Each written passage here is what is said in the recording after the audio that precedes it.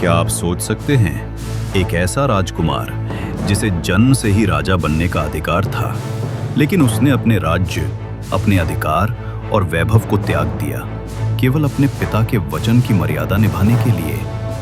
क्या आप सोच सकते हैं, एक ऐसा पुत्र जिसने अपने जीवन का सर्वोच्च बल त्याग और धर्म को समर्पित कर दिया। क्या आप सोच सकते हैं, एक ऐसा नायक जिसने अपने जीवन को सत्य, धर्म और मर्यादा की मिसाल बना दिया। ये कहानी है अयोध्या के राजकुमार श्री राम की। उनका जीवन केवल एक पुराण कथा नहीं, बल्कि मानवता के लिए एक महान आदर्श है। ये जीवन हमें ये बताता है कि सत्ता, वैभव और शक्ति से परे एक मूल्य है, और वो है सत्य और धर्म का पालन। आज की ये डॉक्यूमेंट्री हमें श्री राम के जीवन की उस दिव्य यात्रा पर ले जाएगी। उनके जन्म से लेकर बाल्यकाल, सीता स्वयंवर, वनवास, रावण वध और राम राज्य तक। ये एक ऐसी कथा है जो हमें प्रेरित करती है, हमारे भीतर के सत्य और धर्म को जगाने के लिए।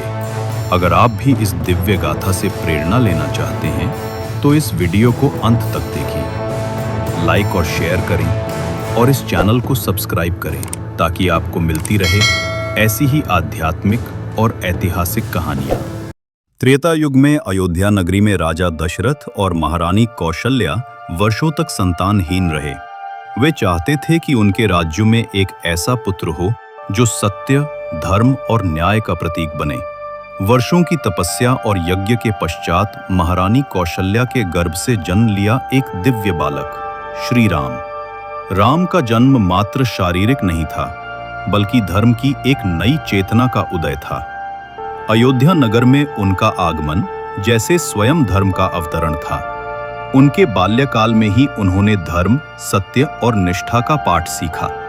वे विद्या, शौर्य और विनम्रता में अद्वितीय थे। ऋषि विश्वामित्र ने राम को अपने आश्रम बुलाया और उन्हें राक्षसों के विनाश का प्रशिक्षण दिया।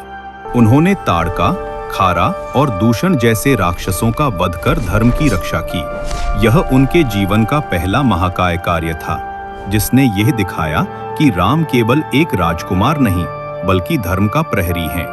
राम का बाल्यकाल हमें यह सिखाता है कि श्रेष्ठता केवल जन्म से नहीं आती, बल्कि गुण, आचरण और धर्म पालन से आती है। एक व्यक्ति का चरित्र ही उसकी असली पहचान है।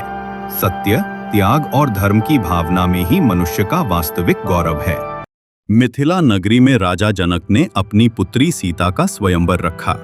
यह केवल विवाह का आयोजन नहीं था, बल्कि एक परीक्षा थी, शिवधनुष उठाकर उस पर प्रत्यंचा चढ़ाना। शर्त थी कि जो इसे तोड़ेगा वही सीता का वरधारी होगा।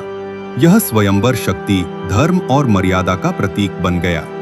अनेक राजकुमार आए, लेकिन कोई धनुष को छू भी नहीं पाया। तभी अयोध्या के राजकुमार राम ने सभा में प्रवेश किया। वे न केवल शक्ति में श्रेष्ठ थे, बल्कि चरित्र में भी अद्वितीय थे। उन्होंने विनम्र भाव से प्रणाम किया, धनुष को उठाया और सहजता से उसे तोड़ दिया। इस क्षण सभागार गूंज उठा। सीता माता ने अपने गले में राम की वरमाला डाल दी।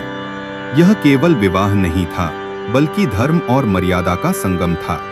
राम सीता का यह मिलन आदर्श दाम्पत्य का प्रतीक बन गया।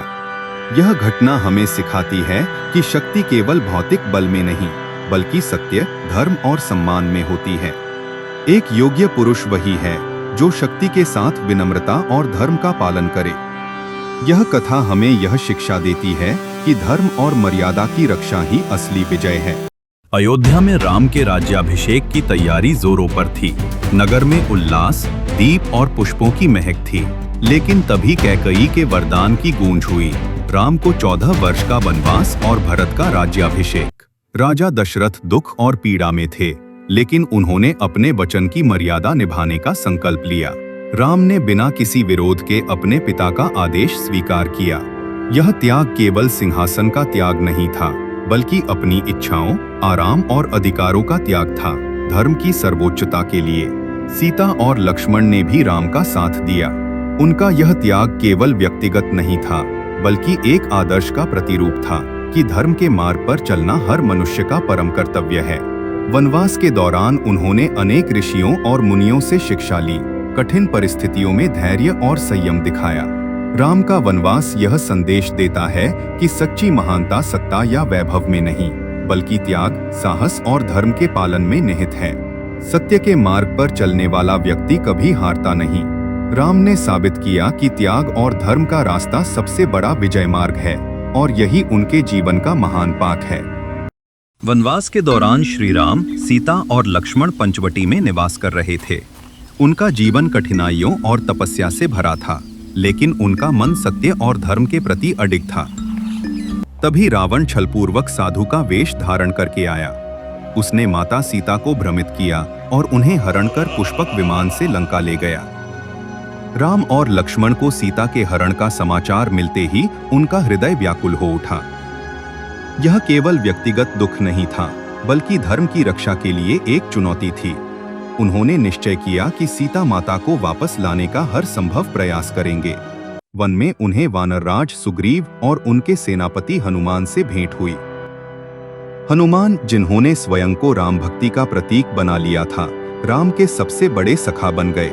उन्होंने न केवल राम को वचन दिया कि वे सीता माता को वापस लाएंगे, बल्कि समुद्र पार कर लंका पहुंचने का साहसिक कार्य किया।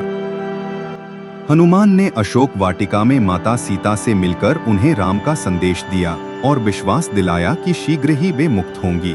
यह प्रसंग हमें यह शिक्षा देता है कि सच्ची भक्ति और निष्ठा विपत्ति में भी आशा का दीप जलाती है। हनुमान का यह साहस और राम की भक्ति जीवन में संकट के समय सही मार्ग चुनने का प्रेरणा स्रोत है। राम और वानर सेना समुद्र के तट पर पहुंची। उन्होंने पत्थरों और प्राणों से राम सेतु का निर्माण किया, जो केवल एक पुल नहीं था, बल्कि विश्वास, एकता और धैर्य का प्रतीक बन गया। ये सेतु धर्म और अधर्म के बीच निर्णायक युद्ध का मार्ग बना। लंका में प्रवेश के बाद एक भीषण युद्ध आरंभ हुआ। राम के धनुष से राक्षसों की संख्या घटती गई। लक्ष्मण ने मेघनाद का वध किया और हनुमान ने लंका में अत्यंत वीरता दिखाई। युद्ध 9 दिन और 9 रात तक चला, जिसमें धर्म और अधर्म के बीच निर्णायक संघर्ष हुआ। नवमी की रात्रि में राम और रावण आमने सामने हुए। रावण ने अपनी पूरी शक्ति और मायावी अस्त्रों का प्रयोग किया, लेकिन राम के सामने वह टिक नहीं सका।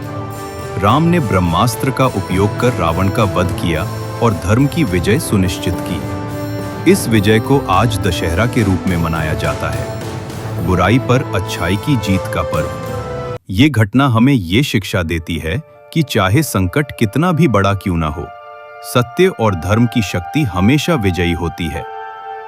ये युद्ध केवल शक्ति का नहीं था, बल्कि धर्म और मर्यादा की रक्षा का अद्भुत उदाहरण था। 14 वर्षों के वनवास और युद्ध की कठिनाइयों के बाद भगवान श्री राम माता सीता और लक्ष्मण के साथ अयोध्या लौटे। अयोध्या नगरी दीपों और पुष्पों से जगमगा उठी। पूरा नगर स्वागत के लिए सजाया गया। यही दिन आज दीपावली के रूप में मनाया जाता है। राम का राज्याभिषेक हुआ और उन्होंने राम राज्य की स्थापना की। राम राज्य केवल सत्ता का प्रतीक नहीं था, बल्कि न्याय, धर्म और सुख का आदर्श राज्य था। वहां प्रत्येक प्रजा निश्चिंत और सुरक्षित थी। अन्याय का नामो निशान नहीं था। राम ने ये दिखाया कि सच्चा राजा वही है जो अपने अधिकारों और वैभव को त्याग कर जनता के कल्याण को सर्वोपरि रखता है। राम राज्य आज भी आदर्श शासन का प्रतीक है। ये हमें ये सिखाता है कि नेतृत्व केवल सत्ता प्राप्त करने का नाम नहीं है, बल्कि धर्म, त्याग और सेवा का मार्ग है। राम का जीवन आज भी हमारे लिए प्रेरणा है कि सत्य, धर्म और मर्यादा को अपनाना ही मनुष्य को महान बनाता है। उनका आदर्श हमें ये याद दिलाता है कि केवल अधिकार नहीं, कर्तव्य निभाना ही सच्चे नेतृत्व की पहचान है। भगवान श्री राम का जीवन केवल एक कथा नहीं, बल्कि हर मानव के लिए जीवन जीने का मार्गदर्शन है। उन्होंने हमें ये सिखाया कि सत्य और धर्म के लिए त्याग करना ही मानव का सबसे बड़ा कर्तव्य है। राम केवल एक राजा नहीं थे, वे आदर्श पुत्र, आदर्श पति, आदर्श भाई और आदर्श नेता थे। इसीलिए उन्हें मर्यादा पुरुषोत्तम कहा गया। उनका जीवन हर युग में प्रासंगिक है। क्योंकि उनका संदेश आज भी उतना ही शक्तिशाली है। सत्य, धर्म और मर्यादा की विजय। राम का जीवन हमें ये बताता है कि शक्ति, वैभव और अधिकार से बढ़कर सत्य और धर्म की रक्षा करना ही मनुष्य का परम धर्म है। जब हम जय श्री राम कहते हैं तो ये केवल एक उद्घोष नहीं, बल्कि एक संकल्प है कि हम भी अपने जीवन में राम के आदर्शों को अपनाएं। अगर आपको भगवान श्री राम की ये दिव्य गाथा प्रेरणादायक लगी तो इस वीडियो को लाइक करें, शेयर करें और हमारे चैनल को सब्सक्राइब करें। हम आपके लिए लाते रहेंगे ऐसे ही आध्यात्मिक और ऐतिहासिक कथाएं। जय श्री राम। धर्म, सत्य और मर्यादा की राह पर चलना ही जीवन की सबसे बड़ी विजय है।